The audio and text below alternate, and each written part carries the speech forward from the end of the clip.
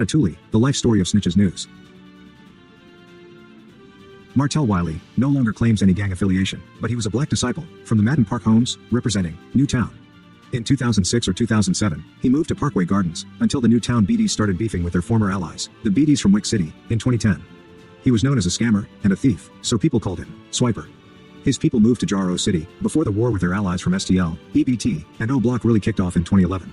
Snitch's News started kicking it with people like FBG Duck, Wooski, and FYB, J Main. First of all, he was saying he was a BD from he was saying he was a BD from somewhere else. He was like making something, I don't know. I forgot what he was saying he was BD from, but it's merged. He was just dirty, bro, and he had a smell to him, so they hit different one. But with the man's Trenches News, he used to stink, bro. So I don't know if he still stinks to this day, because I know he got like YouTube money now. The Ida B. Wells Homes, which also comprised the Clarence Darrow Homes and Madden Park Homes, was a Chicago Housing Authority public housing project located in the heart of the Bronzeville neighborhood on the south side of Chicago. It was bordered by 35th Street to the north, Pershing Road, 39th Street to the south, Cottage Grove Avenue to the east, and Martin Luther King Drive to the west. The Madden Park Homes, where Snitch's News comes from, were the last public housing project built in the city of Chicago. It was completed in 1970. In the 1980s and 1990s, the Madden Park projects became heavily infested with gang activity, and drug addicts inhabited the buildings. Massive gang wars erupted between gangster disciples and Black P. Stones in and around these housing projects as the gangster disciples fought for complete control of the drug trade. Security guards were even targeted, which resulted in a guard getting mowed down by automatic gunfire in a security booth in 1988. In 1994, a major group of gangster disciples switched gangs, becoming Black disciples, which caused the gang wars to increase in intensity as GDs and BDs fought viciously all around the housing complex. In the year 1999, the project buildings began demolition, until 2005, when the last buildings were torn down, and Snitch's News needed a new home. In 2006, or 2007, Snitch's News moved into Parkway Gardens. So, he's got stories about O.D. Perry, Chief Keef, and King Von to tell. He's been telling stories on activities in Oblock for a very long time.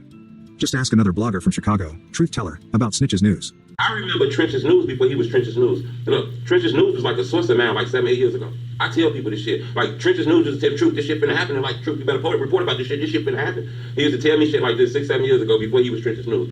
Snitch's News is like the T.K. Kirkland of the Chicago drill scene. He has a story about everything and everyone because he was everywhere. He can tell you where he was when the planes crashed into the Twin Towers on 9/11, and so can I, because he was in jail. I'm sure there's a story behind his arrest for possession of weed in 2002. And even more entertaining tales behind all of his arrests in 2003 and 2004. In 2005, there's a soliciting charge. I'm dying to know more about that. He also got popped for carrying a gun. Snitch's News was arrested a few times in 2007 and 2008 when he claimed to live in Oblock. But none of his arrest reports reflect an address on King Drive. In September 2010, he was arrested for domestic battery. This time his address reflected one in Oblock. But when he was arrested again a month later, his address changed to one in Jaro City. The murder of Reezy, also called Rah Rah, from Wick City, led to the fallout between the BDs from Newtown and the BDs from the Wick in August 2010. This is, obviously, before the murders of Tuka and OD in 2011. We'll let Snitch's News tell his story, and then we'll return for a look at the arrest reports to dispel the rumor that FBG Wooski had anything to do with Reezy's murder. The situation was that Rah Rah brother had grabbed one of the folks' wife's ass. You know what I'm talking about? He palmed it. He ain't just smacked it, he palmed it. You know, she got a little fat one. You know, actually, it's little Mikey Ike's sister who he grabbed ass. Mikey Ike's sister, my homie married to Mikey Ike's sister, who be with Lil Durk. Ike Mikey, whatever y'all call him. I call him Lil Mikey. He got a twin. So he be with Lil Durk though. So he palmed the ass. So her little brother then went around, little twins then went around. So she had called one of the little guys from Newtown. He a drunk, skinny, weigh 100 pounds. Rah Rah brother, 6'1", 6'2", probably about 175, 180. Man, my homie Lil Rad knocked him clean out. Boom, man, you said you touched my sister-in-law? Yeah, I touched her. What you gonna do, nigga? This our block. Wow, wiped him out with one punch. He fall out right in the gates when you come across the street by White them crib, by Vaughn them crib. He fell out. So motherfucker, wake him up, being polite, wake him up. Folks done woke him up. Hey, bro, you tweaking, bro. We all the guys. He, man, y'all jumped on me. Get back. He run down to the other end. He tell his brother Rah Rah a lie, because Rah Rah never went for it. So he tell Rah Rah a lie that Newtown just jumped on him. Newtown, Fifth Ward just jumped on him. They come down there with 15 pipes, 15 niggas. Everybody got pipes out. We tired of y'all niggas. Wasn't nobody trying to hear the story. And this how Newtown ended up getting to Old Parkway because of that.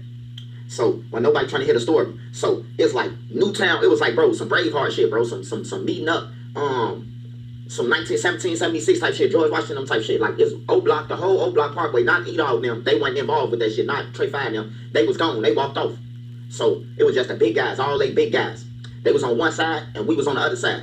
And his I think that's his brother or his friend, his homie, whatever. He used to be around them all the time. I don't know if that's his real brother or his fake brother, but he ended up doing the dub for the shit that happened. So Shorty got the gun. We used to call him Trigger Happy Will, bro. He used to be running around Parkway just willing to shoot. He was a trigger happy motherfucker. Like anything that happened, he blowing. According to arrest reports, Ill Will is Willie Sally, also called Lil Will, from Parkway Gardens. Trench's News didn't say his name, but Fo Enem, that busted shots from the Newtown side, was their leader, Cashel Williams. One of the stories told to investigators is the same one told by Snitch's News. Basically, there was a confrontation with an unnamed female and some nigga from Newtown that led to Rah Rah's brother getting beat up. His brother wakes a sleeping Rah Rah up to confront the Newtown BDs, and Rah Rah is accidentally killed by his friend, Lil Will. Remember, I said Snitch's News story matches the statements told by one of the witnesses. But there are other conflicting statements out there. Another story is, Cashel Williams was aiming at Lil Will, but hit Rah Rah instead. After Lil Will's arrest for the murder, he claimed that he was at his girlfriend's house and didn't shoot a gun. His girlfriend, on the other hand, told a totally different story to the police. Lil Will then changed his story. He later claimed that he shot Rah Rah in self-defense because Rah Rah was running at him with a gun. Whatever happened, and the end result was, BDs from Newtown that migrated to Parkway Gardens, after the buildings were demolished, like Snitch's News, were no longer welcome on 64th and King Drive. In 2011, the gang war between Wick City and SDLEBT intensified when Tukaville was created with the murder of Shondale, Tuka Gregory, and Oblock was formed after the murder of O.V. Perry. 2011 also marked the year that Platoon from Oblock was murdered, and the year that Chief Keef burst onto the music scene with his first single, Bang.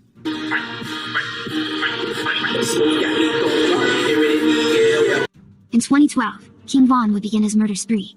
In October, he killed his arch-enemy, Modell McCambry. Snitch's News has a lot of stories from this time period.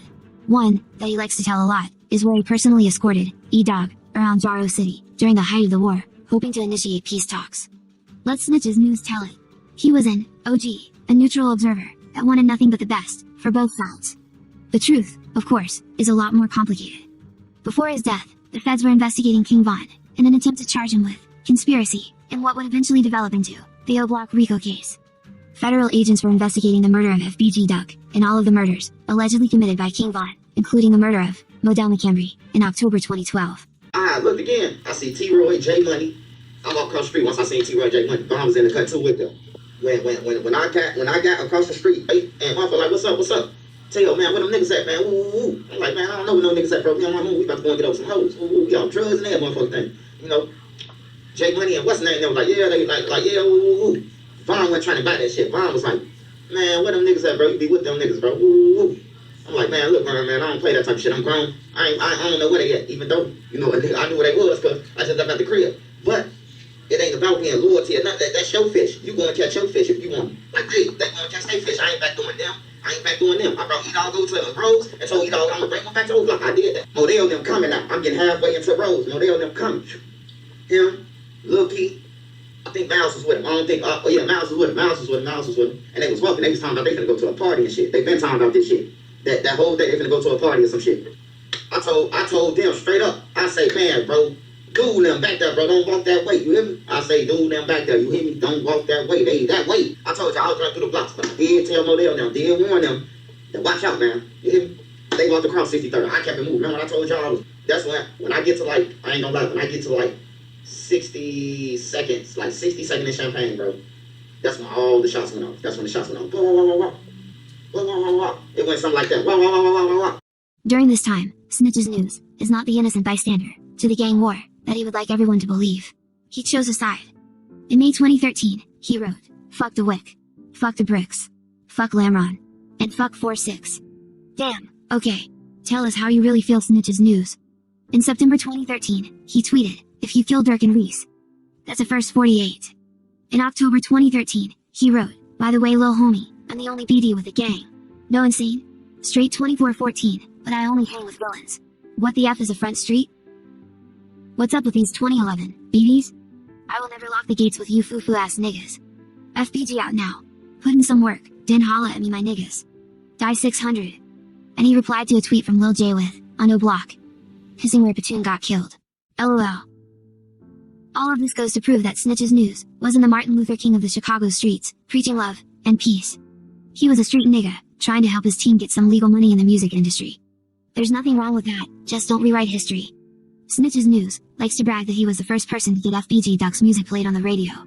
In 2013, he wrote, "I won't stop, till FBG at the top. GBE, belong in the garbage, or trash can." In the year 2014, Snitch's News would get arrested with his Clout Boys Entertainment shirt on, and claim he was present at another one of King Von's murders. Butter, K.I., and Cray Cray. Cray Cray and Butter, Cray Cray and K.I. was shooting dice. I'm telling you from the end before the killers popped out. Butter was sitting on a gate that was enclosed. So Butter, it was nowhere in the hell that when they popped out to kill K.I., it was nowhere in the hell Butter went through that gate. Butter jumped over that gate and left him on everything. He jumped over that gate and left him. That was the last time Butter seen K.I. when he jumped over that gate. So don't tell me I wasn't helping you. Okay, when I turn and look, as we coming down, I'm turning and look. You know how you look and pay attention to everything? Bro, they're in the cut, bro. It ain't no building too far along from them. They're in the cut with like, it's like a building, and then there's a space in the cut. You can see right through it. Hey, look, Vaughn, Big A, and Troy on T-Roy on everything, bro. They was in that cut, on everything. They was in that cut. And Butter know it was Vaughn, man. I don't know why you trying to put on all this facade and all this. Vaughn gave him some money and paid him in jail and all this. Yeah, he probably did give him some money, so he gonna tell on his ass on everything. But Butter, a person who was out there with Butter, then already told, and this is public record. This came out on Reddit that Krayshawn, the one who he said Cray Cray, Tyler, Chris and Snoop, which K.I. was Snoop and he was Cray Cray, he already told the people in jail when they came and seen him, bro, in Stateville. He already told that King Von's the one who killed Jakira Barnes, man. If you've enjoyed our program so far, please like this video and subscribe to our channel. In 2015, Snitch's News would get shot in the head, but survived. This is the second time that there was an attempt on his life during a robbery that ended with him surviving a headshot wound.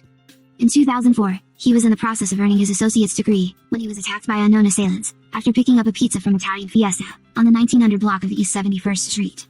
After recovering from injuries suffered during a shooting a second time, he was arrested again in 2016 for domestic abuse.